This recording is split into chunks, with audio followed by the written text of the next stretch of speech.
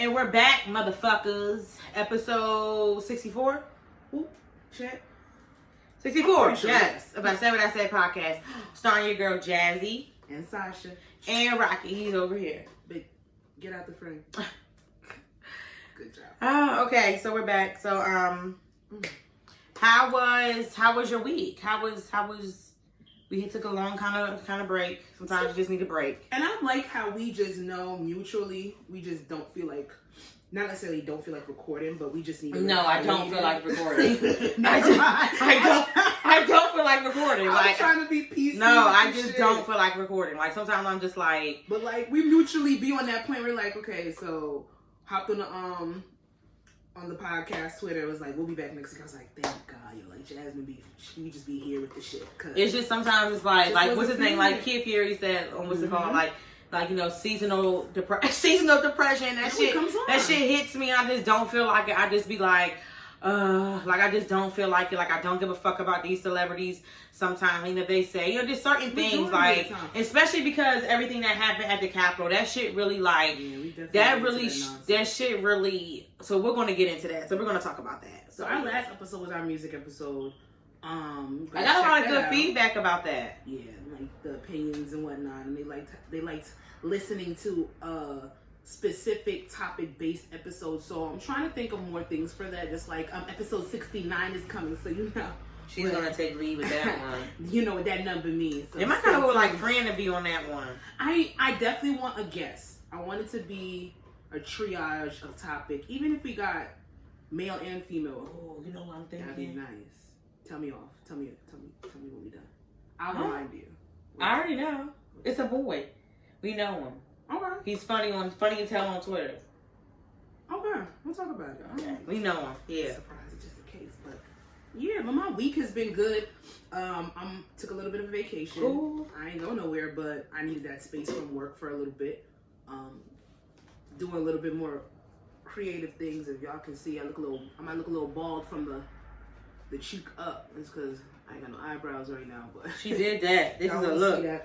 This is a look. Yeah, I'm taking my makeup more serious. So why don't you start doing time lapse? Take your fucking ring light back and just bring it when we record. We only record 1 day a week. Take the ring light back. See, I didn't want to take it back because I didn't want to lug it, but it's easy. And I got the little small countertop ring light, but it don't give enough love. So you need to just take that one and just bring it when we record on a day. And when you do it, you need to do like a time lapse. And I feel like you do that. That'll bring it a reel. It can be a reels. I gotta get into. You need to because you do makeup, so you should. And you do that, and makeup. You will. TikTok is crazy. Like you should. You go viral on TikTok and then your Instagram. I'm telling you, you'll be surprised. And I want to freelance, so. And you know what? Let me know if y'all want me to do y'all makeup because I really enjoy beating my face and beating other people's faces. It's really therapeutic for me. You do my makeup tomorrow on the dinner date? Okay. No deadass? For real? No, seriously? Yeah. Oh, I'm so happy. You don't understand. So I have you and then I have Shahani next week. Oh, this is great. I'm so happy. Yes. Oh, you know what I was thinking though? I was on my way home from Maryland driving. I was just listening to like podcasts or whatever. And I don't know why I wasn't. I was actually singing Kalani's song. And when I was singing, after our music episode, I went back and I really reviewed that album. And I know I can't make adjustments to what I picked for albums of the year, but I really wish I would have put her in my top 5 because that album, it just was cohesive. It hit from start to finish. I felt it. Even when she took every song that she sang, Can I? And that shit still hit. I really try. Like to me, it doesn't hit the same to me without Tori, but it's still a good song. But she did her thing. She did. And she knew that was going to happen. But you know what? She still took it upon herself to take it off. Bruh, but that song with Tori, that shit. Bruh, we talk about that shit all the time. Tory Lanez year was supposed to be 2020. But then he went and shot somebody in the foot. I think both their years supposed to be 2020. Meg did. I think Meg still had a good year. She had a somewhat good year. I felt like that fucking album. I did not like it. Yeah, I feel like she has somewhat of a good. I do. I'm not gonna hasn't been hitting. I'm not gonna take it away. I'm not gonna take it away from her. I do like Captain Hook. I think that's my last song. Yes, because TikTok helped me like it though. TikTok helps with a lot of her music. Crybaby is not bad, but then they did the Crybaby challenge. What was the Crybaby challenge? Remember that? Oh, yeah. But I was singing Kalani's song, and I just like sounded fucking awful. Like awful. Like awful. I was just disgusted with myself. And I just really couldn't get Kalani to sing the national anthem. You know what? We'll get into it. Why? We'll get into it. Nope. So, what's your song with the I'm just thinking, wait, no. I was singing Snow. It has nothing to do with that. I was just singing so awful. It's bad. It goes on. It ties into like you doing makeup. And I was just thinking like, I have no talent. Like, shut your ass the fuck up. No, because I'm like, I can't dance. I can't do makeup. You can twerk. I can't do. It was just so funny. I'm like, damn. You can twerk. You have the gift of gab, and you are good at what you do in your 9 to 5. That is a talent. Yeah. And you enjoy what you do in your 9 to 5. And a lot of people cannot do that shit. I really wish I could do lace fronts though. I really do. Just watch videos. You never know. You never know. Okay. Then again, I think with creativity, you have to have a certain amount of patience. You have to have a certain amount of patience. Right. I'm just sliding into this shit, bro. I don't know what it's doing. I really want to like. I'm trying to draw the essence and like the vibe of like a living room interior decorator. I want to really get into. How you gonna say you don't have no talent? You're good at interior design. You're good at hosting events. I want. To a certain extent. I give up. This apartment be trying to knock me out. Yeah, that's another event. But yeah, actually, I have been thinking about it, because of my, like, put it in my ear again, about I really want to host my first event. I really want to host like a small sipping paint. I think I really want to. Would be fire. I seen a thing I want to order. I just want to start with like something small and just like have my friends come or whatever, and I'll just say maybe like just give like $5 so I can do like the food. Yes, or whatever, and I think a lot of people I do because we're limited on things that we can do right now because we're technically still on lockdown. So something that's intimate, something that's small, something around like-minded people that's getting your creative juices flowing is different from what we usually do. Yeah, I always want to do different things. Like I want to do like a sipping paint. What else? I want to do like I still really want to do like a small brunch where we still all like talk about things that we're diving into and that we can like, just like a goal-oriented thing. Not like, kind of like a vision board, but vocally. Yes. You know what I'm saying? That we talk about or whatever. Like a manifestation brunch. Yeah. Y'all don't take our idea. Yeah. I will if I see that on anybody's flyer or Eventbrite, I will sue you because you heard it here first. Don't play with me. So, something like that, and maybe like people, because I do feel like during like this time, like it's really hard. And, a lot of people, have become, very discouraged because a lot of things do cost money. It's true. A lot of people's dreams do stop because it costs money and things like that. Yeah. So I do want to, I do want to do stuff like that, just like small things to host or whatever, just different things or whatever, just trying to get out there or whatever. Well, I'm buying the ticket first. I'm here. Get shit done. So I think first thing I do want to do is maybe like a sipping paint. You bring your liquor and I'm gonna provide food and and things like that. So something fun, something small. And I like when we talk things into existence right here on camera because then it gives a little bit of fire under our ass to actually get it done. So you know what? I'm gonna hold you to that. I'm gonna do it. I'm gonna help. I'm gonna be right here. So we should do that. We should do that brunch thing. Should be I said what I said thing for ladies. Yes. Okay, so let's get into the song mood of the week. What is yours? I don't have one. I don't have one either. I feel like I have not been listening to music. Actually, pause. Let's do this. I'm trying to think of a song mood of the week, since tomorrow is January 21st. Let's tell our favorite Keyshia Cole and Ashanti song. Oh, I cannot wait for tomorrow. So my favorite all year. Yes. My favorite Ashanti song would be Foolish. And that's because that was her first single. And Ashanti was so relatable to me. Swinging. And she was so relatable to me physical feature wise because and I was in middle school, I always got teased for my sideburns. And they started saying, like, I got the Ashanti sideburns. But now, everybody loves the fucking sideburns. When you got hair. Nigga. Duh. And then I had, like, the hairy arms or whatever. So, it was like, Ashanti was the first, to me, like, black girl on TV, sideburns, man hair on the arms, things like that or whatever. But I did go before because I was insecure. I did too. My hair goes all the way down here. My kitchen's growing. And I love my fucking sideburns. But here is a protective barrier. Yeah. Even if you do trim it, you shouldn't shave it all the way off because it protects your skin from blemishes and all those type of things. Because hello, we get older, we gotta think about skincare. So that's number one. My favorite Ashanti song would have to be "Rain on Me." Rain on Me is. We talked about that. That video, that song, that album.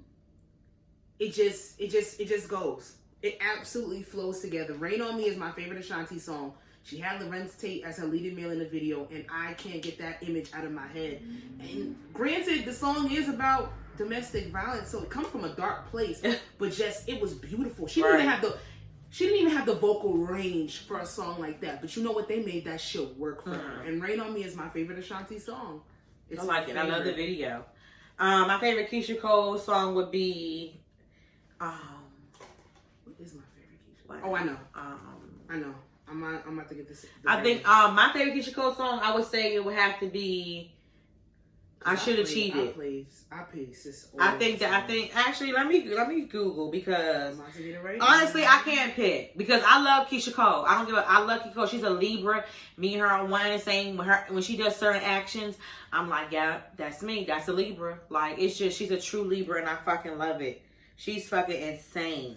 But she's hard because if we're gonna be honest, we're bracing our song mood off of Ashanti and Keisha Cole because their verses has been was postponed to January 9th. Then it got postponed again because of COVID. So it's going to become tomorrow, January 21st. So that's why the basis of our song mood is on that. But Keisha Cole, first of all, I'm looking right here. Album is sick. Nigga, first of all, Keisha Cole's a crowd favorite. I remember oh my God, I'm looking at it right now. Her first album. I should have let you go. I remember, should have cheated, heaven sent. Enough no love. That was my shit too. That was her happy album. That was my shit. Like Trust and Believe. Yes, that was my shit. Trust him. Oh my God. Oh my God. Oh my God. Keisha Cole. And I'm like, play your cards right. That's my bitch. I love Keisha Cole. I love her. I love Keisha Cole. Even when she was crawling on the piano for Birdman, I love Keisha Cole. I'm not doing that. I can't pick a Keisha Cole song because I love them all. But I'm going to say, I'm going to pick I Remember. I'm going to pick I Remember. I'm looking up the lyrics right now because I know I can sing this song from top to bottom. It's Keisha Cole. I was wondering if we could be real good friends. Yes. You know, that's why you do me the way you do me. If you be true to me, you see. And they call Best Friend. I'm all you need. That's my shit. Like, it's Keisha Cole's debut album is a playthrough. It's called Best Friend. Is it? No, it can't be Best Friend. You can play your favorite casino games anywhere in New Jersey. Let me see. No, it's We Could Be. We Could Be. Okay. Yes, We Could Be. We Could Be. Okay. Okay, cut it off. And it's not an album cut. I mean, it's an album cut, but it's not like a single. Yeah, it's not a single. That's my favorite. But Keisha Cole's debut album, I can play to this day and not skip not one song. She had Alicia Keys and Kanye on that joint. And both of them get on my motherfucking nerves now. But back then, that's a dynamic duo. So, yes, I do have Keisha Cole. Oh, yeah. That is good ass wine. This is some nice ass wine. It's called... So, good fucking wine. It's good. They don't sponsor them. It's okay. They might. You never know. Regardless of the fact, Keisha Cole's gonna win. Ashanti is a great contender. So when Versus even started, this was a matchup that I It's a great contender because they was around the same time. Yeah, and they got similar tracks, they got similar hits, but like Ashanti is gonna. I think Ashanti walks away with at least 2-3 rounds. Keisha Cole's gonna win. Ashanti, no. What does Keisha Cole have? You're right, yeah, round. It goes by But round. Ashanti has songs that, if she played, I already know for, Ashanti's a songwriter too. But that's the way I heard she writes for Jada on the Reed podcast. They were saying, they were asking, because I'm trying to remember, like, can they play? I don't feel like they should be able to play songs that they wrote for people. But they did. I don't feel like it. That. But then again, Versus started from producers. It didn't even start with artists. I feel like it should only be songs that they sing. I think if you are a artist I don't want to hear. yourself, I don't want to hear a J-Lo song. I don't want to hear it. I don't, unless it's a J-Lo versus. I personally, I don't want to hear a J-Lo song. I think if you are a singer yourself, then you shouldn't cop out. And if you wrote a song for Beyonce, play that Beyonce song. No. And a lot of the rappers and singers have been pretty good with that because they know that's a cop out. Yeah. You know, if you wrote a Drake verse or some shit like that, you know it's gonna be inevitable. But what about the rappers that got features? Rick Ross won his battle because of most. Well, yeah, Drake I think songs. I feel like Ashanti, because Keisha Cole's gonna play what's it called featuring Kanye West. She's gonna play that shit with Diddy, and that song was fucking amazing. Last night he played her by not shouting her out. Like, you know how I feel about Diddy, but anyway. Keisha Cole's vocal range on last night was Ashanti crazy. with Ja Rule. That's not her song. Both the songs with Ja Rule. She has a Mesmerized, and then with Fat Joe. And she got songs with Fabulous too. So Ashanti is a feature queen. Let's not get it twisted. She can't come in with some hits. What song she got with Fabulous? What song does she have with Fabulous? The version that's switched with Tamia. Yeah, but I like Tamia. Let's don't keep play Tamia that. on Don't play that. Don't play that. He played both at the I hope she played Happy. I like that song. Oh, it's gonna be tough for me because I love both girls. I really do hope Keisha Cole has more. She doesn't have. Keisha Cole has Keisha Cole's a crowd favorite. She's projected to win, so we'll see. We'll come back with an update on that. All right, let's get into Sasha actually did all of the celebrity hot topics. I'm very surprised. I was on my phone. I'm very surprised. See, don't let me have a week off. I'll really be on my phone. I was really I've been on like Twitter like all week like. I fell into the housewives poll. So like I found like a whole bunch of people that's so motherfucking cool. You meet people on the internet like Twitter and they so motherfucking cool. Because that's what social media was like that shit to be so funny. For. They be and it's like they be cracking me up. Like I met so many fucking people recently that share like the same interests and we just be fucking rolling. And I just get so into it because some things that people do like it's just crazy. It blows my mind that this housewife shit is different. That people that are fucking humans do this shit and it's just I have to be telling people like this whole fans and the stands like it has changed over the years. I feel like as a stan, I'm gonna stand you, but I'm gonna still fucking hold you accountable to bullshit that you do. But I think that's what even with music, you should. I don't care like. But nowadays, J. Cole, I'm gonna hold you accountable if some shit is whack. Cardi B. Nicki Minaj. I love Cardi B to my core. Accountable. I love Cardi B to down. I love her to my core. I'm gonna hold her to the core. I'm not human if I don't hold you accountable. Exactly. That's corny. Because you're not perfect. I'm not perfect. So why should I sit here and let you sit there and do bullshit? But it's just been like I just been in that world. It's just been so funny. People. It's just been so funny. And people with common sense I can get along with. It's just like because Housewives got the girls fucked up. It's not. But the thing is, my house. I'm looking 1 week because Housewives comes on Sunday, right?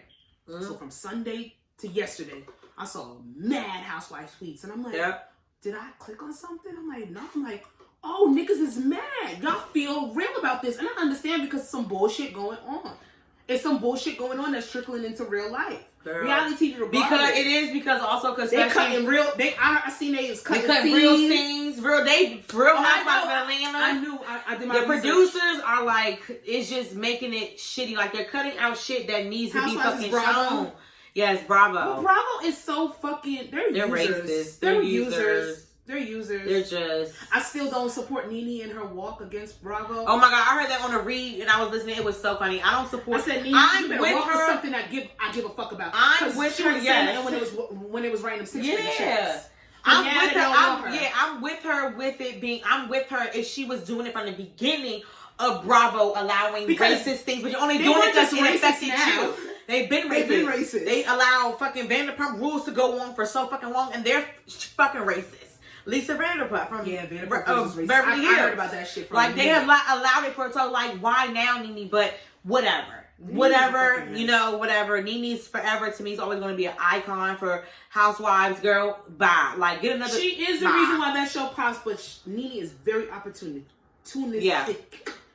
Y'all know what the fuck I'm trying to say. Don't even come for me. You know what I'm trying to say. Yes. But anyway, that was a quick rant. I'm actually on that. I was actually kind of thinking like starting like, because with this whole Housewives of Potomac sparked a lot of ignorant shit from a lot of ignorant people. And it's been like a lot of ignorant like YouTubers, and it's probably like a handful of unbiased, positive, like YouTube reviewers, you know, like about it or whatever. I was kind of like thinking like, because Leah sparked it when she said like my comments on stuff or whatever. Yeah, it's funny. So I was kind of thinking like, you know, actually like starting to review reality TV like on YouTube, doing something like that.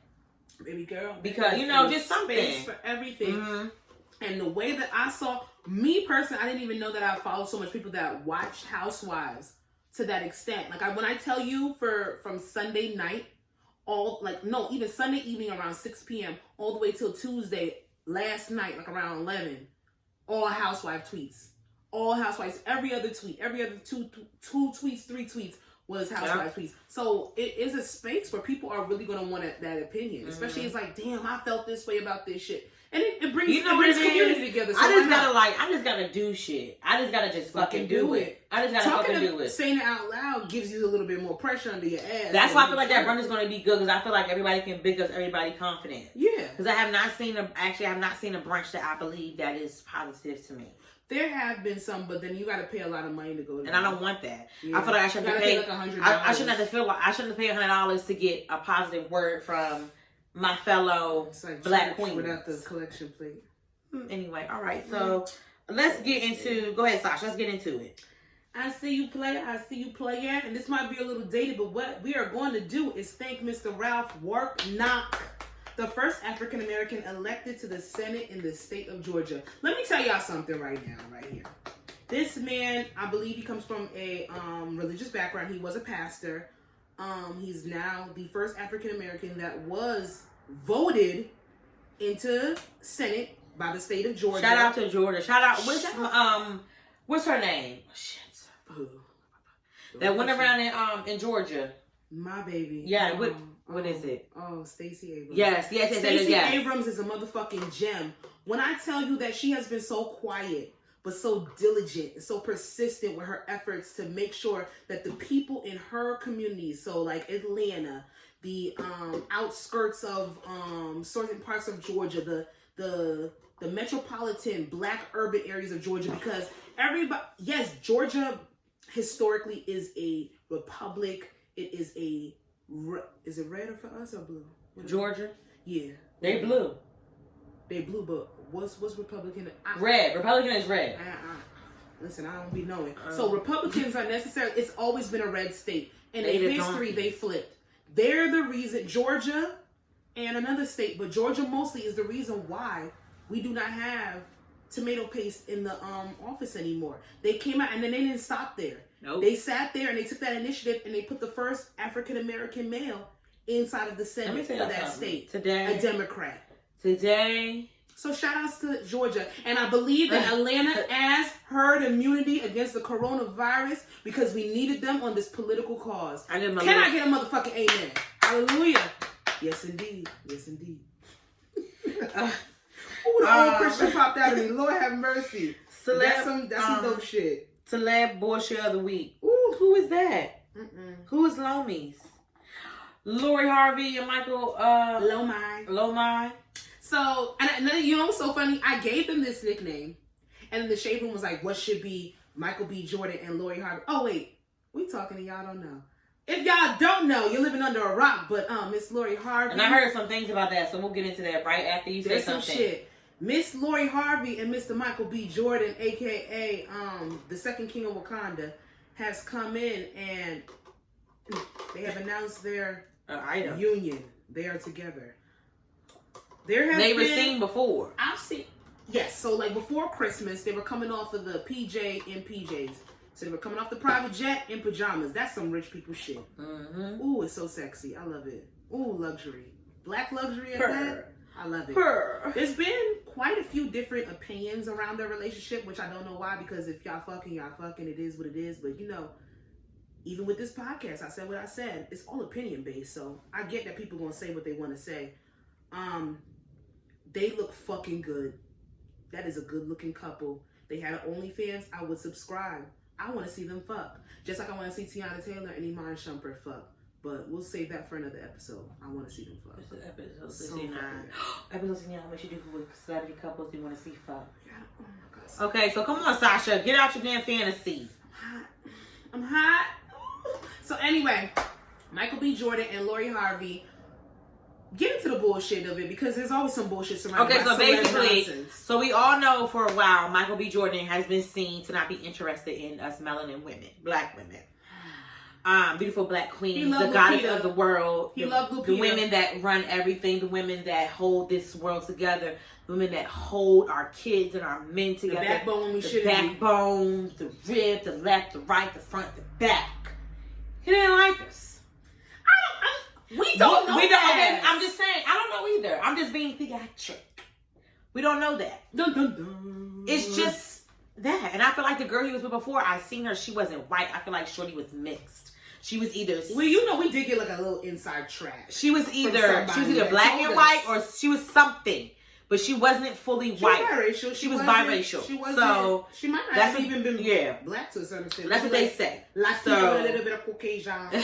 They saying now that Lori Harvey and Michael B. Jordan are together because of a movie role that Michael B. Jordan has, and he needs to, I guess to be seen that he dates black women. And it's been certain blog pages. One, I actually realized that they were lying. Like, first of all, blatantly lying, the blog, because they tried to do it was one picture where, you know how the hotel room where you have the comforter and it covers from the top to the bottom, like you don't see. So one picture they took, it didn't have a cover, the comforter over it. Of course it didn't. The second picture, or it's another picture, had the comforter over, so you couldn't tell. And then they cropped it out with the lights, where you can see where they cropped up the lights, or they blurred it out where the light patterns weren't matching, to make it seem like they photoshopped or something like that. Because they do. But then I'm like, they photoshopped like Michael B. Jordan in the picture. And I'm like, y'all are wrong. I said, y'all didn't realize that the comforter was off. I'm pretty sure they fucked for 5 seconds and then took the covers off. And he probably nutted, or she probably got her pussy juices on the comforter, so they took it off. Wait, I didn't know you were going there. Because people have too much fucking time on their hands. Even if they are doing this movie role, it is none of our motherfucking business. If they want to have professional shade room exclusive photos, let them motherfucking do it, because they can. Okay? Y'all be saying shit about these goddamn white couples out here that be doing this shit for the goddamn camera, but y'all want to put out Michael B. Jordan and Lori Harvey for doing it. Ariana Grande is engaged every 20 times. Y'all clap her up for it. Fine. Even though I love sis vocals, and that's fine, but don't do it to us. What I'm gonna get into is our people shaming our people. This is what I'm gonna do on that aspect. First of all, I have heard nothing but support and love from black men when it comes to this situation. And this is the first time that I ever heard this. I have seen some of the ignorant people that have been out and said, oh, Lori always got a new nigga. Who cares? She always got a new boyfriend. Who cares? Lori Harvey is doing what y'all should have done in your 20s and 30s. 40s, 50s. Who cares? Whatever your timeline is. Who cares? She is dating. You can be in hospice if all I care and date whoever the fuck you want. She is dating. Live your life. And if it comes down to it that it's a necessarily a public relationship, it's a PR stunt. Why do y'all care? They look good. It's nice for optics. It's sexy. Two good looking fucking people. I have the podcast episode name in the picture already. Two fucking sexy ass people going out, being sexy, doing sexy shit, doing rich black luxury shit. Like, why the fuck is anybody mad? If Michael B. Jordan didn't like sisters, and I know that has been a thing that's been in the past, but who the fuck cares? He's with a black girl now.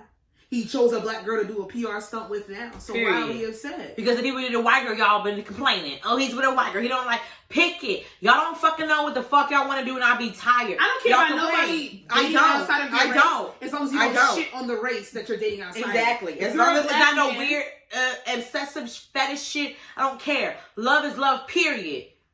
But y'all don't do that. Because if it was, y'all don't know what y'all want. You know, this meme is 8 years old?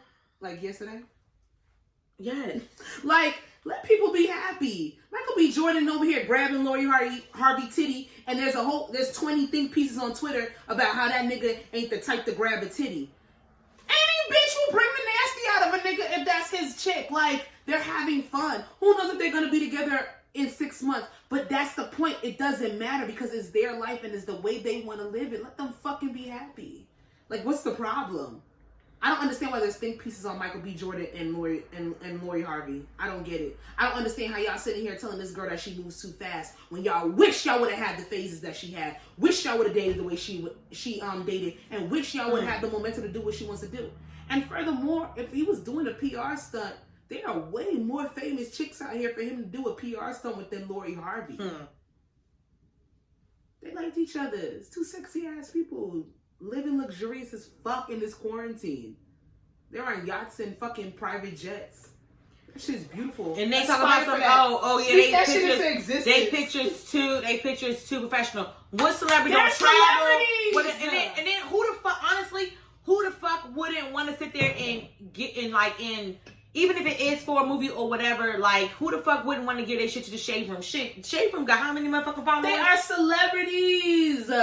Monica has a photographer go everywhere to the gas station where they are celebrities. You don't expect that? Come on, anyway. y'all. Act like y'all living in 2021 and know what the fuck these celebrities do. I like LOMI. I think that I'm going to put that in as my submission. That's not like Milo. Yeah, but I don't like Milo. I'm going to put that in as my submission for the nickname. And I don't care if they give me 3 months, if they give me 6 months. I want y'all to know, and I'm going to say this here now. Again, Marjorie is the reason for this. Because she's the GOAT. And that's all. I'm not going into it. We praise Marjorie Harvey. Nah, sis. Now let's get into white people, white people. I'm trying to think of the word, but it slipped out. But anyway, white people whiting. No, white people being fucking ghetto. Tamar said it. Tamar had me cracking up. Tamar said, America now that is fucking ghetto. It is. And I seen somebody else from another country say, America's ghetto. You're right. And I would be mad. Y'all niggas was hopping fucking gates.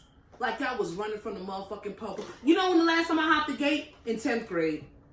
Because I had to disperse from wherever I was because I was smoking weed. I didn't want to get locked up for smoking weed on the street. You stupid. Like, nigga, that shit that we saw the other day on January 6th, on the 6th of January of 2021, in front of Washington, D.C., on the Capitol motherfucking building, that shit was ghetto. But let me tell you something. The best comment that I saw in regards to that is, let these white people show the fuck out. They love to sit here and talk shit about white people, black people. Let them show their true colors. Because that is what's really ghetto. But you can also see how time repeats itself from the beginning when they came over here and they took the land from the fucking Indians. They came over here fucking rah, rah, rah, ghetto criminals, everything. They kept doing it before. It repeats itself. Ghetto Look at it again. Thugs, right? That's all the labels that you want to sit here and you want to put on black men when they stand up for themselves and you want to mistake it for being aggressive. And you know what I said to my black mom? women when they know their rights and you want to tell them that they need to shut up and they need to be quiet. Even white women, even their own women, they even took rights from their own women. No, women in this country. I mean, period. I'm just saying. You just see how nasty they are. I'm just saying, even they own and I said that to my father. And that's so weird. Like, there's two things that me and my daddy talk about. Talk about. Politics and motherfucking sports. Politics and motherfucking sports. And that's good, though, that you can talk to your dad about that. That's good. Some long-ass controversial topics. Good. Politics and motherfucking sports. Your dad has a very politics. His voice is very... Every fucking day somebody calling him because he's a Caribbean CNN. We ain't gonna get into that. But when it comes down to it, y'all want to sit here. There's nothing worse than a white person that feels like their privilege is threatened. There is nothing worse than a white woman or a white man specifically, that feels like their privilege and their obligation to think they're better than people is fucking threatened in this country. That is the most dangerous person walking this motherfucking earth. I will say it here. I'll say it to the day I'm motherfucking blue in the face. That is the most dangerous thing. What we saw in that Capitol and what we're talking about is the Capitol riots. The act of domestic terrorism that happened on January 6th on our nation's fucking capital. That's what we're talking about. We're talking about thousands of Trump supporters, thousands of Proud Boys, thousands of racist individuals sitting there and being mad because it came out that they lost a democratic and a legal election. They were mad because as white people, they are used to getting what they want. And they did not get what they want with this election. Let me tell you something. And black people were the reason, and Joe Biden says it, we are the reason why that man is in that office today, January 20th, Inauguration Day. He said it. He is the president because of us. So they took it upon themselves to be mad and say that we stole that election from them. But let's not get it twisted. Y'all are mad because your privilege didn't reign supreme this time. And y'all didn't get the answer that y'all want because y'all are so used to getting whatever you want. The saddest thing is that a white man with no motherfucking teeth from middle America that makes $23,000, no teeth. None of them Trump supporters had teeth. Oh yeah, them niggas ain't had no. Well, not even a small. To go on that, you know how you talk to your dad about politics. Me and my grandfather talk about that. Hell yeah, that's one thing of me and my granddad that we do all the time. And I told everybody, me and my granddad are granddad and Riley from Boondocks. That's how me and my granddad are. That's it. If you want to see classic. It, how my granddad acts, it's literally that's how we are. But I said the same thing. It's just like. They're just so ignorant and so ghetto. They don't even know that Trump don't give a fuck about y'all broke asses. The reason why y'all don't have teeth is because of them. That Trump, that healthcare, they try to switch around. He does not care. They feel the real, y'all redneck, hillbilly, beer drinking. They don't. He don't care about y'all. He care about the whites in his fucking bracket. He cares about the fucking and the funny thing is he cares about the Jeffrey Epsteins. He cares about all those up there. But the bracket that he was born into, you think Trump can relate to middle America? The ones that you think that you're impoverished, you've been impoverished for years, and Trump is going to be your savior when he doesn't even know what it is to sit there and step on a dirt road. You have more common than a nigga in the hood. To eat biscuits with gravy. White people in trailer parks have more in common than niggas in the hood, but still you want to sit there and think that you are better than somebody, that you are obligated to be owed more than somebody because your skin is pale and pasty. Fuck out of here. And I'm just like, when they sat there and said, the comment that day was like, black people mind y'all business. That was the best thing I ever saw that day. This ain't us. Let them show their ass because they've been showing us who they are. I was talking to my mom. We just needed everybody else to see it. And we knew. I was talking to my mom and I heard her laugh like on FaceTime, dying for a long time because I said, listen.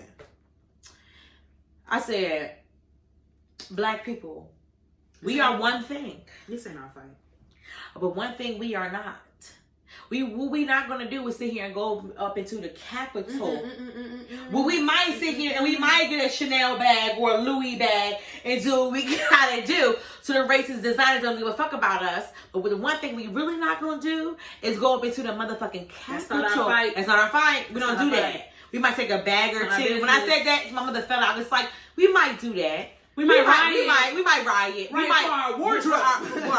We might do that. But what we're not gonna do is go take it to the next level. Okay. They had pictures of men with zip ties, pictures with men with mace. 6 people died. A man committed suicide because of the PTSD remnants of being squished and beaten. The police officer, right?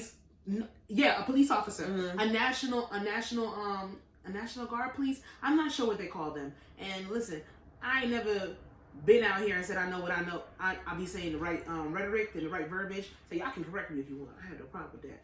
But whatever the national police is over there at the Capitol, the man sat there and committed suicide because he was beat so bad and because his PTSD he couldn't take it. And who knows if he was dealing with mental health issues before that. 6 people died because of those Capitol riots. A woman was shot in the chest. She died for Trump. And I don't care what anybody has to say on that. Who cares? I do not wish death on anybody. But it doesn't hurt my feelings. I cannot muster enough empathy or remorse because you went there with ill intentions. You went there with racist rhetoric. You went there in the causes because you thought your skin color owed you something. If Miss Pulaski, I'm saying it right, Pulaski was there. Sorry for they would have hurt her. They would have hurt her. They would have hurt her. And I'm glad everybody got out of the Capitol. Pelosi, yes. Mitch McConnell, even though he ain't give us our 2,000, fuck you, my dude. But and then Chuck Schumer, they literally get death threats hundreds of times a day. So when it comes down to it, y'all went there with the rhetoric of being violent. Y'all went there with the aggression that you sit there and you paint black men and black women with all the time. Why You sit there and y'all went in there with the same energy that police come towards us when we're not even armed. They didn't even have the and national. We're holding our arms up like they this. didn't have a national guard for that, but we had it, and we had a peaceful protest. We hold our hands up like this. Hands up, don't shoot. No guns. And Hands y'all up, still don't shoot shoot. us. Y'all still shoot us. How did people get inside of the Capitol armed with guns? They did a man. And the fact, I seen this fucking post where it was a police officer that gave a statement about what happened. And he said that he got trampled with, and it was a white police officer. He got trampled. Yeah. He was on the ground. And then the terrorists, the white supremacists, the racist, ignorant, stupid motherfuckers, was literally saying, like, it was like beating him up, like kicking him and saying, oh, take his gun, like beating him down or whatever, take his gun. And my thing about it, storming the Capitol. But somebody was retweeting and said, this is beyond me, because Tamir Rice was minding his business playing with a fake toy gun at the park. But these white men are saying, take his gun, and you do nothing. You literally let them beat you down. 12-year-old white boys and girls walking through Walmart and y'all still let with that guns man on free. their holsters on their hips because their daddy took them hunting for fucking deer in the middle of America. We are not the same people. When I'm gonna sit here, I'm gonna say it again. Black people do not have the disposition where we are naturally violent. We are violent, and we sit there and we have our survival modes. Don't hit me. Anybody who hits me with the black on black crime, you're gonna get your feelings hurt. Yeah. Because when it comes down to it, it's white on white crime, Mexican on crime, it's everything. We go against each other because it's survival mode. White people have that rhetoric and that spirit inside of them already. And I know I come out here sometimes, like, we had another episode during quarantine where I sounded really racist. I did look back on that shit. I don't have a problem with white people. I don't respect white people. And I'm gonna leave it at that. And you saying, and I'm gonna leave it at that. And you making a comment. It's this white boy on my Facebook. I'm friends with him, and he has said, like, he doesn't. Everything that's going on with the Capitol, he's white. He was like, this is why, I don't like to, associate myself with being white, because I guess he's. It's a lot of them that's there's a lot of white people that's been coming out and saying he's that. mixed with other things, but I'm like, look, you are. I'm not gonna say lucky because I would never change the color of my skin. He has a little bit more. You have a privilege to do that because you can wake up and sit there and say you're German. Like being black today. You're German. Oh, I'm green today. I feel like being black I'm Irish. I'm this. I'm this and that. But every day that we wake up, we're black. We don't have that choice. So it's like you might want to I get what you're saying, but you might want to dial it back. Because you have that privilege. Unless it's coming from a place of help and because even I'll be the first to sit here on here. I've had to argue with other black people. There are white allies. There are white people. There are. My grandfather always said there are good white people. There are, and I know a lot. I don't personally hang out with enough white people for me to know what allies they are. There have been people that I have seen who have done their due diligence from the time this shit has started. Since motherfucking Trayvon Martin till now, they have been on the front lines. They are white allies, and to kudos to y'all. And TikTok brought a lot of them forward too. Yes. You see, and all them little white kids putting their racist parents out. I'm here for it. But did you hear Carrie Hilson? I don't talk about her. You don't. I have no problem skipping the fuck out of her. Okay. She's not my motherfucking. Carrie Hilson's on our stick and shut it list, and fuck you, fuck your album. And if you want to sit here and say that Trump, don't say it. If you want to sit here and say that freedom of speech is the reason why we need to be weary because Trump's Twitter was deleted, fuck you, you dumbass. Trump incited a riot. Trump incited violence. Trump incited terroristic acts on American soil. That's why his accounts got deleted. You dumbass. Fuck you. Fuck your album, and that's why Beyonce got you the fuck up out of here. The B.I. This is bitch. Trump pardons mad niggas. Fuck y'all. Lil Wayne, Kodak. Oh, when I put this on last night, I didn't think that it was necessarily real. I wanted to put alleged, but I didn't because. Okay, I heard. Okay, so I heard on a podcast. So I thought that it's real. So he did pardon Lil Wayne. He pardoned Lil Wayne. I thought he pardoned Kodak Black. Anyway, okay. I feel nothing for it. I mean, y'all lucky. I'm pretty sure I'm pretty sure that Lil Wayne. Why you spell her name? Kamala. Like You gotta tell the people I spoke to. Oh, sorry. I'm pretty sure that Trump, Lil Wayne had to sell his masters for Trump to sit there and. I think that's what it was. So I guess that's where that bag came into. But nothing to do with me, not my business. I'm gonna keep this middle finger off for the rest of the show. Kamala Harris. Kodak, do what you said you was gonna do. Shit. Kamala, her Vogue cover controversy. And I don't know why it was controversy. Kamala is always seen in a two-piece. If she's not in a two-piece with some low-ass flats, not even heels, not even kitten heels, and some flats, she is in sweats, tights, and the motherfucking chucks. That is Kamala's wardrobe. Yeah. It's pantsuits, chucks, and workout wear. I feel like nothing that Vogue did was wrong. Her team did. Why did y'all think that Kamala was going to be? Her team was mad or they weren't? Her team wasn't mad, but there's two sides that I follow that on Instagram that were taking questions and opinions from people, and a lot of people were mad that Kamala looked like that. That's how Kamala dresses. Kamala's not Michelle. She's not, and that's Kamala's not gonna wear thigh-high boots. That's what they think. Up to here. She's not going to. She's not gonna wear thigh-high $23,000. And I like that. And I love that. I love because that. She is, and she's all. I actually love the cover. I love the chucks. I love that it was her authentic self. I would love it. I would love. Why do you want? If I was on a cover of Vogue, I would love to be. I would love, like, for me, my signature is I would love to be in a pair of fucking Nikes. I have sneakers. I love sneakers. I would love to be in a pair of jewelry. I would love it. That's me. I love it. Kamala don't do thigh-high boots. You're not gonna see her in holographic boots like Michelle. You didn't see her in it today. She had on that. Kamala, she looked good though. That was a nice coat. Let me show all the coats today. All the coats at the 2020 inauguration. And I had this in my head because I didn't put it down.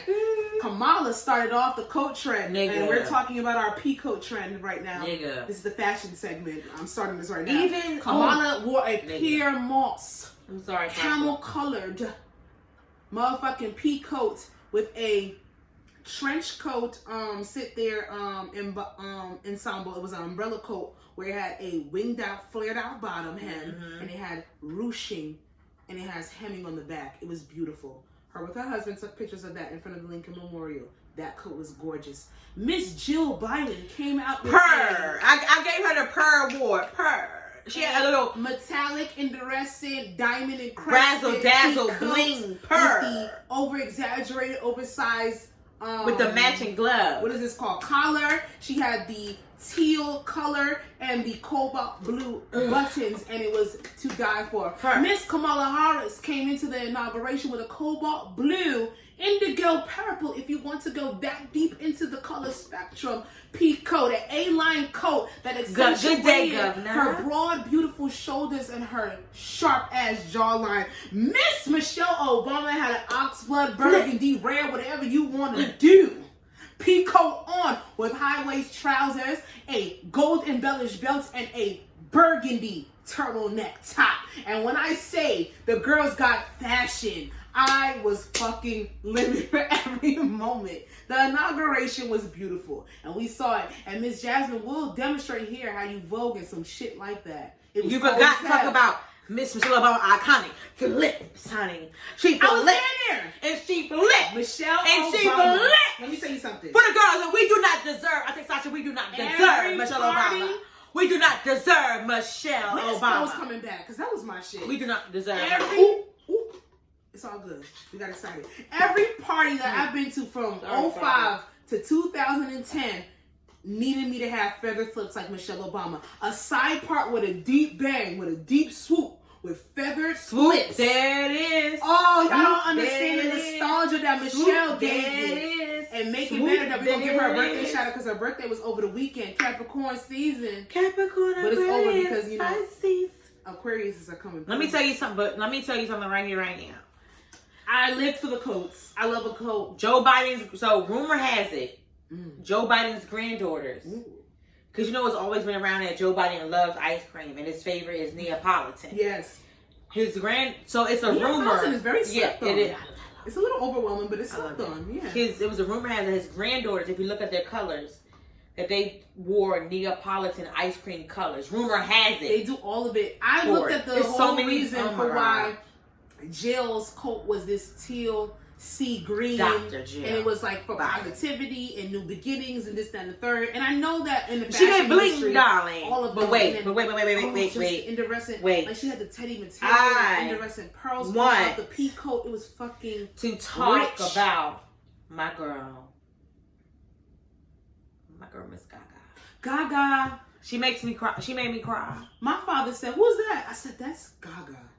I said, "Listen, I know you need to be respectful and put lady on it, but that's Gaga." When I say I saw Alexander McQueen nostalgia all up in that, when I said that bitch gave us Train, Gaga gave us Train. And that $1 million bird on her shirt, honey. Baby girl, a gold ass emblem right here. The Hunger Games on that cropped military jacket.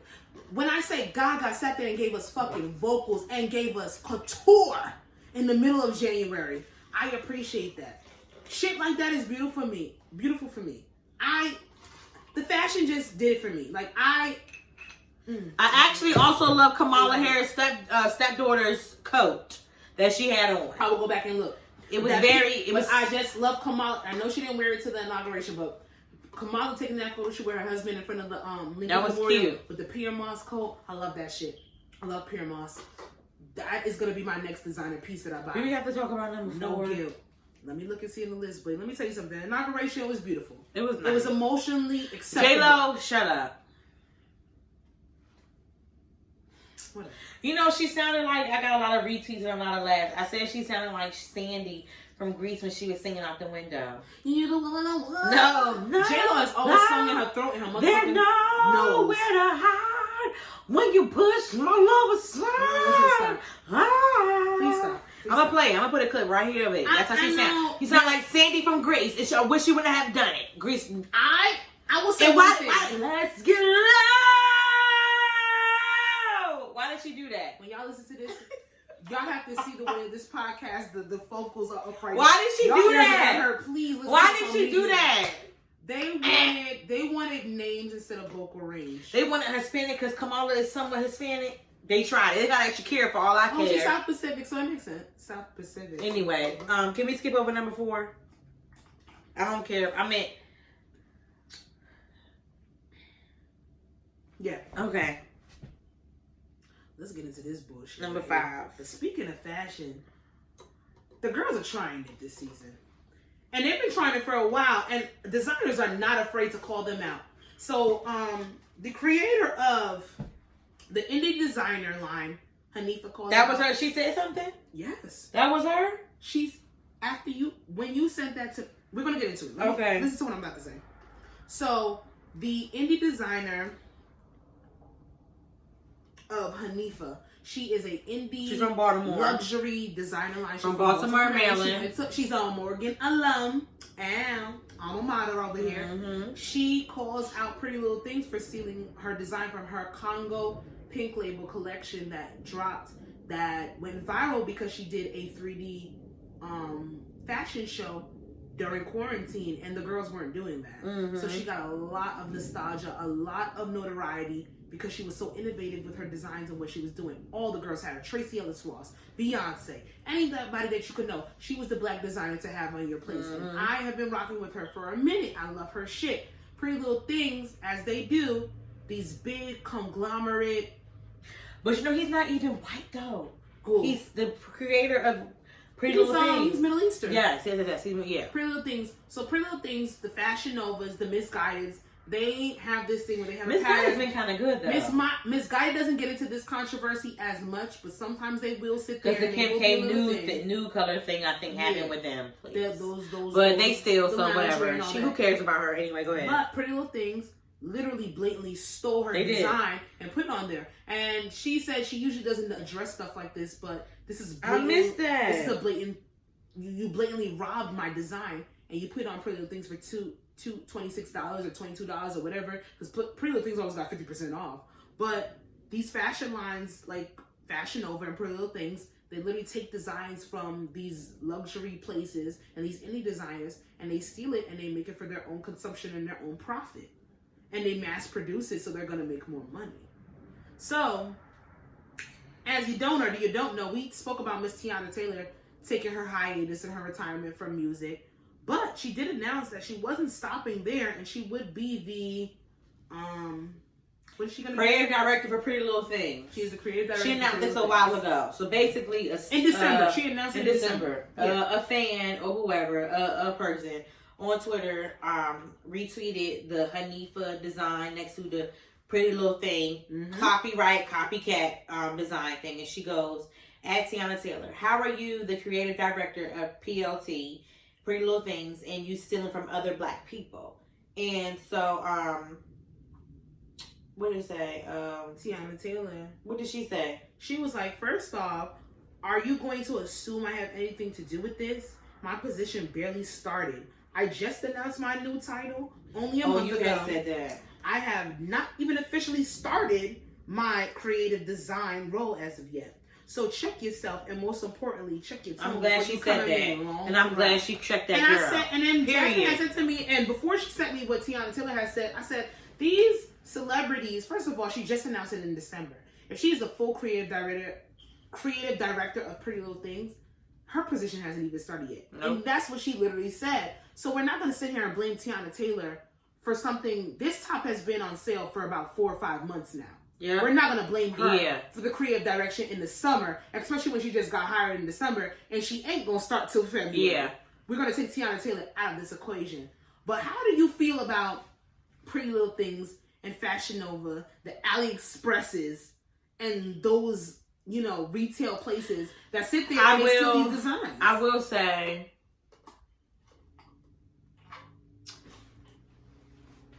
imitation is flattery. Oh, it can be. And it sucks. It sucks. It sucks for the designer. It sucks for the designer.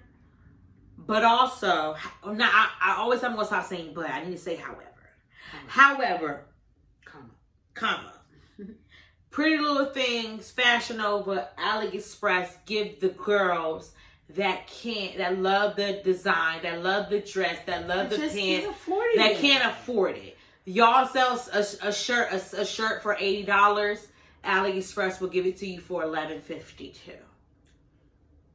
Free shipping. Free shipping. If you can wait. Fashion Nova will give it to you. They won't give you the exact thing, but they'll give you a rendition to it. And I say that it does suck, because for me, I would be like, damn. But you know what? It's just people really do love the things that you put out, but they just cannot afford it. So why not go cheaper? Because specifically with that Hanifa collection, like I have 2 pieces from Hanifa. One was gifted to me, and one I bought on my own on sale. Because I personally, even with the salary that I come in with, I can't personally go in and buy a Hanifa piece. I can't buy a Louis Vuitton piece. I can't buy a Dolce Gabbana piece unless it's last season, it's on sale, it's on a third party, or if I put it on payment plan, and I necessarily don't want to do that. So when it comes down to it, I understand the AliExpresses, I understand the Pretty Little Things and the Fashion Nova to a certain extent. It's gonna be of a way less quality. It's gonna be of a way less caliber. So that's something that you have to literally take into accountability.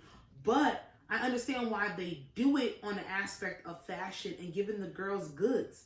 Because if I can get this thing made in 2 days after the designer drops it, why would I not and mass produce it and make millions? I get it on a business aspect, but I feel sorry. I have an empathy. Yeah, I say that. Like, it's Hanifa don't deserve that shit. Her shirt shouldn't be sitting there selling for $12 and she's selling it for $100 something because it's authentic. But then a lot of girls will sit there and they will buy that. They will. They will buy the genuine, but it's the one, and then they're the ones that really, really support you, but they can't.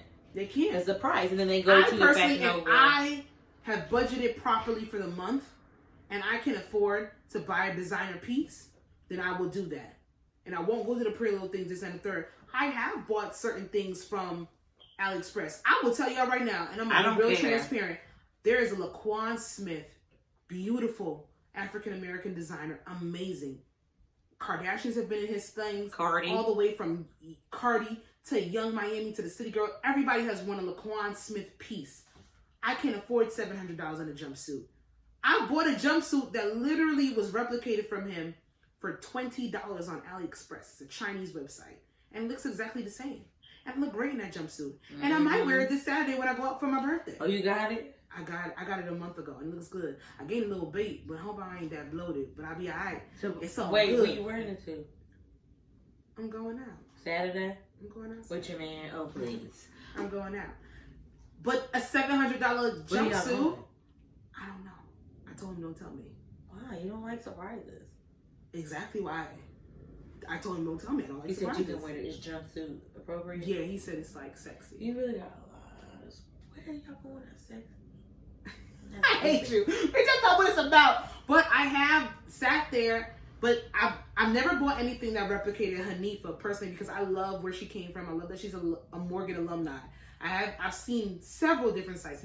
She only called out Pretty Little Things, but her designs are on several different websites. I haven't bought anything from her because my weight keep going up and down. I don't know what the fuck I want to do, so I haven't bought anything. And I love her pieces. She's very true to size. She don't play around. Yeah, but it's the way I want my body to look in certain pieces. I will tell y'all, if y'all want to buy black, buy Hanifa, buy Teflar, buy Brian Blackwood, not those boots. Buy Pierre Moss. If you can. He's a little bit more expensive because he's definitely luxury, but that shit is fucking beautiful. I might do a whole episode on just designer guides, and it's just fashion. Because I don't want to talk about them. That's my number 2. But when it comes down to it, listen, don't put Tiana Taylor into this. She's creative director. She ain't started her position yet. The company does not reflect anything that I know until I am sitting there getting a paycheck. She ain't getting a paycheck yet, so fuck y'all. Leave her out of this bullshit. But these indie design... We can't talk about this one because we ain't got enough time. I don't care about him. I'm whip his ass. It just is what it is. Bow wow. I'm not doing... We could take it around. Okay. I don't want to talk about them either because they're toxic to our community. Let's get into the topics then. All right. I did the topics. So I had put this down because I seen it somewhere. I think I was actually watching Married to Medicine. I was watching my Bravo show. And then, actually just, everyday life things. So I had put on here, communicating versus talking too much, over communicating. We see here, we always say we talk to people, relationship wise, and I'm talking about like couple wise, partner wise, or however you get down. Okay. So, we always say people we fuck niggas, fuck girls that we dealt with, they don't communicate. Are you alright?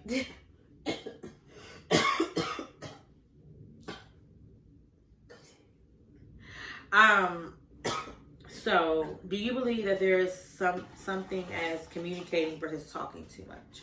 Because I feel like, okay, so you explain.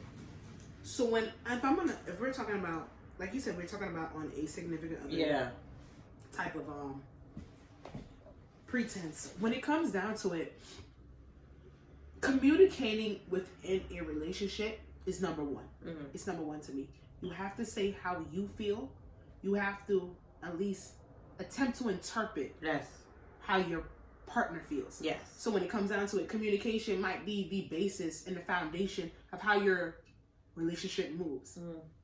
When we come down to oversharing, I think oversharing could be on the aspect of friendships, acquaintances, people that you hang around. There are certain people in your life for certain things. There are certain people that don't need to know everything. They don't need to know the personal aspects. Do you want your partner to be your best friend? I personally want my partner. He doesn't have to be my person because I do believe in friend soulmates. I do believe in me too. A different type of aspect of friendship when it comes to friends. But I do need you to be top 5. Yeah. I need my partner to be. And I do feel like I'm going through some shit. It's oversharing. Certain things. Yeah. Certain things I just want you to keep between you and the gang, you and your friends. Yeah. It's just certain things that we just don't need to say. Oh. It's just certain things that just doesn't need to be. It's just certain things. I just want to talk because I just feel like it's a thing of, yes, I sit here and say I want somebody that communicates, but then it could be somebody that over communicates, that just talks too much. So when does it become a versus of over communication and gossiping?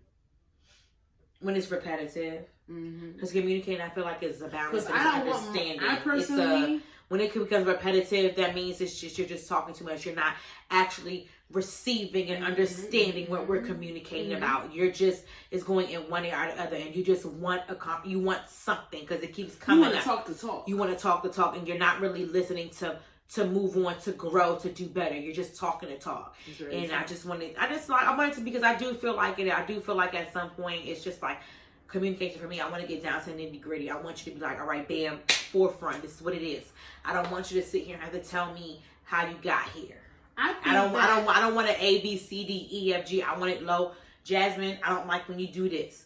When we went out here. Yes, but with certain people, you have to build that. Because me personally, I am the type of person where I can say that I can be transparent enough to say that I have a lack of confidence when it comes to venting, or it comes to sharing and expressing problems within myself, because I don't want the aspect of feeling like I'm being a burden. Right.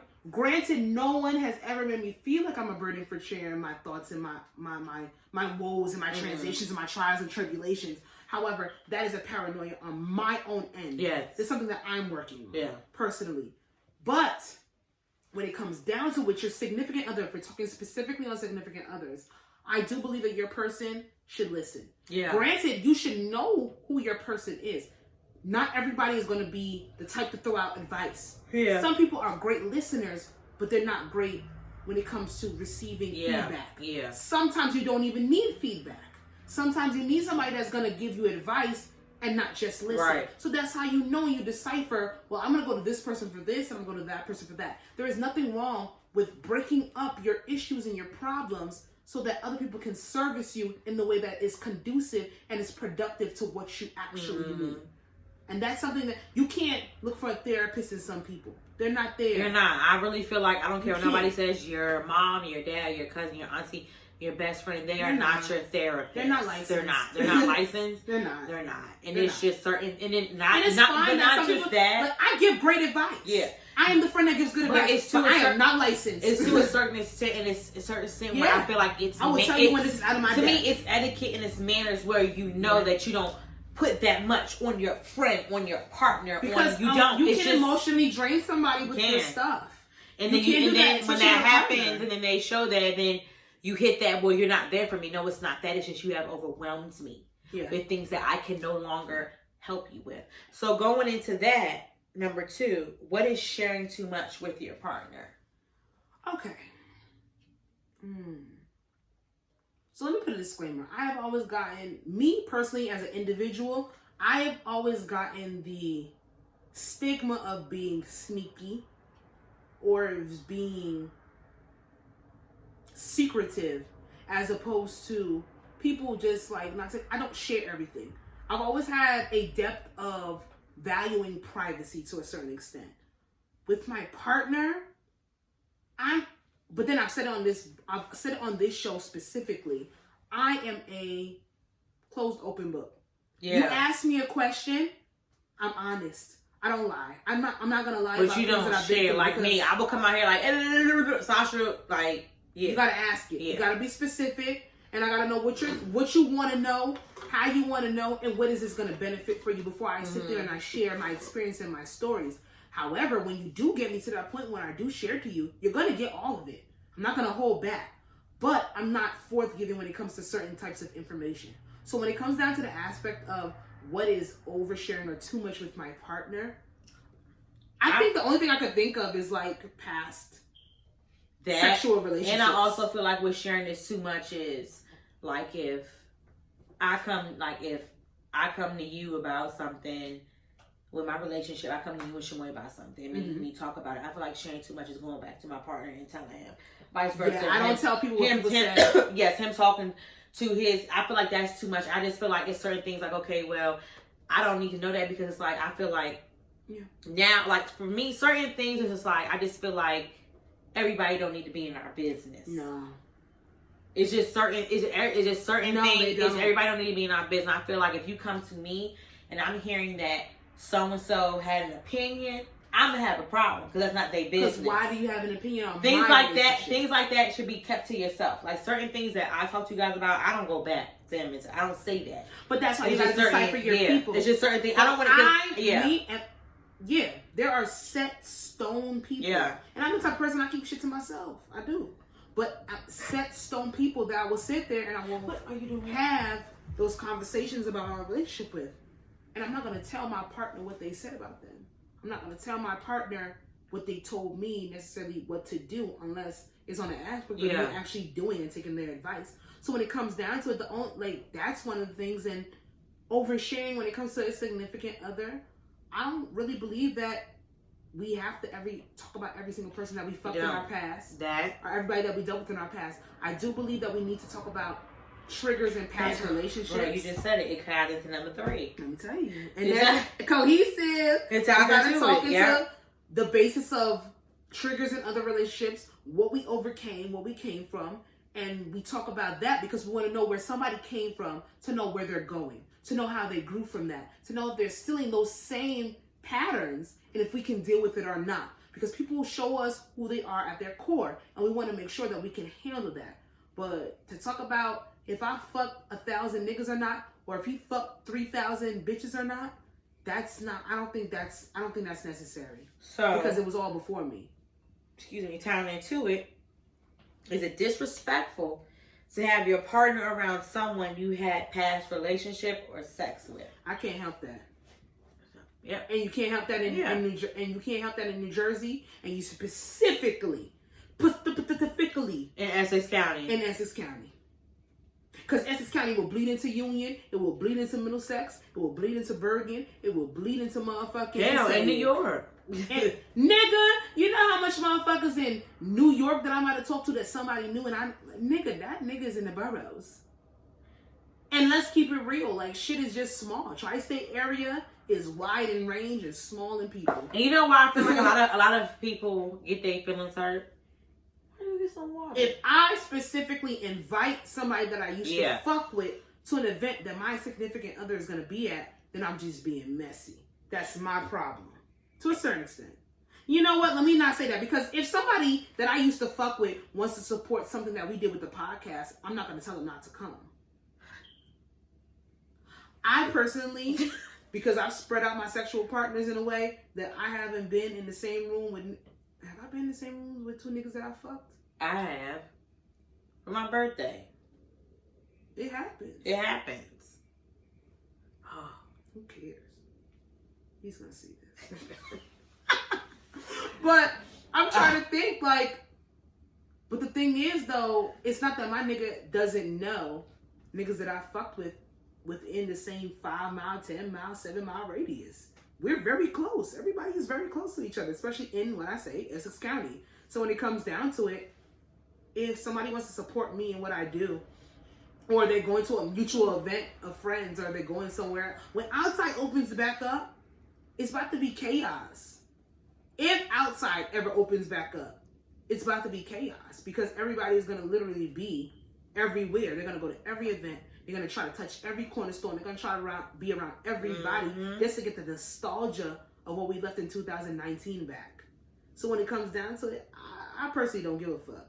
Me either. I know that my nigga has probably been in situations where he has fucked somebody and I've been there. Or vice versa, he's been around with 2 girls that he's probably met with in the past, this, that, and third. But I don't think, as long as it's not on a malicious intent, I don't care. I don't give a fuck. Just don't have me looking fucking stupid. Her. Which niggas seem to do. Get into your miscellaneous questions of the week. Miscellaneous question. Miscellaneous comes from one picture. And it's so cute that I have 4 questions right here. So we're going to just pick one. We're just literally going to pick one. Number 1, do you consider flirting while in a relationship cheating? Why or why not? Number 2, who hurt you? What have you done to heal?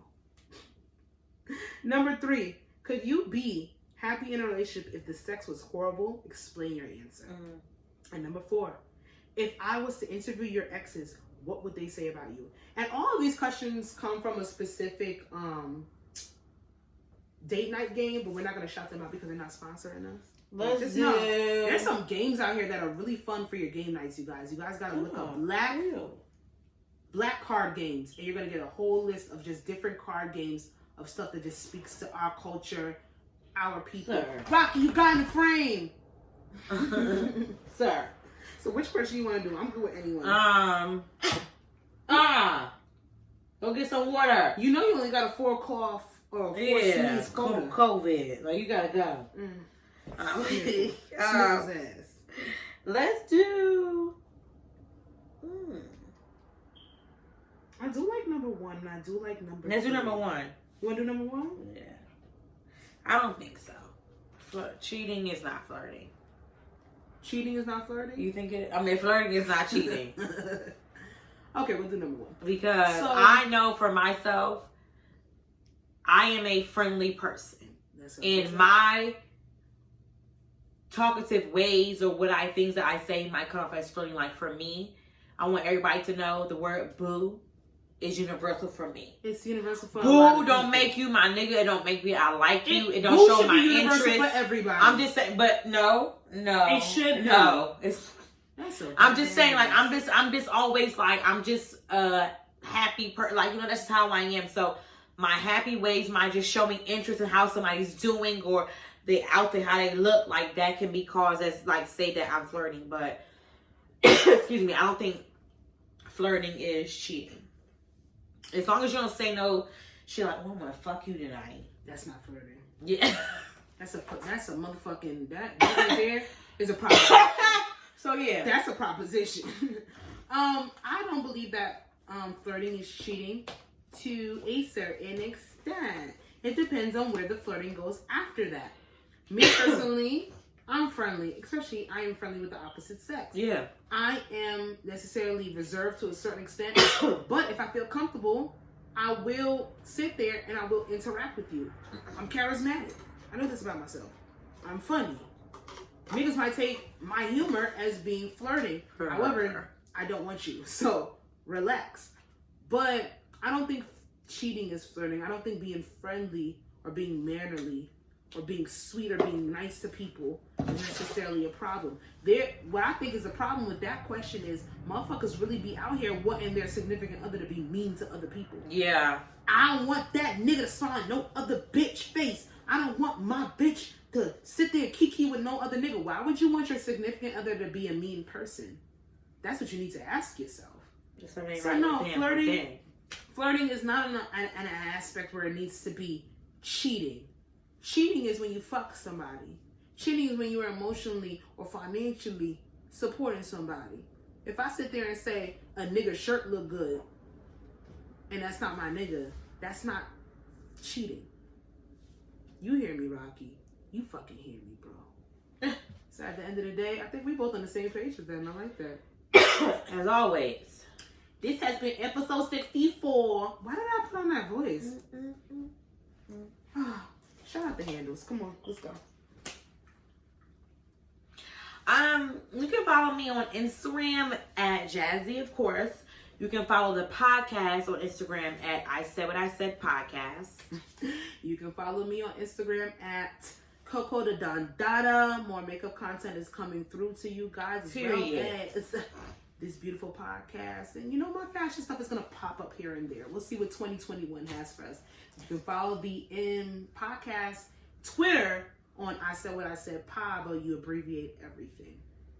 And that's it. And that's all, baby. We will be back next week. Yes. With episode 65. And Sasha will be 29 years old. Oh my God, my birthday is on Sunday. She's still not 30. Gang, baby. You already know. One more year. It is what it is. And with age comes perception. And with age comes accountability. Remember that shit. I said it here first.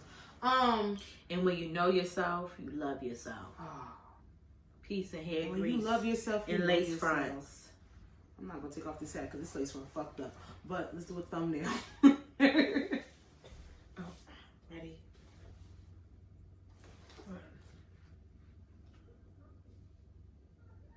All right, y'all. Bye. Bye.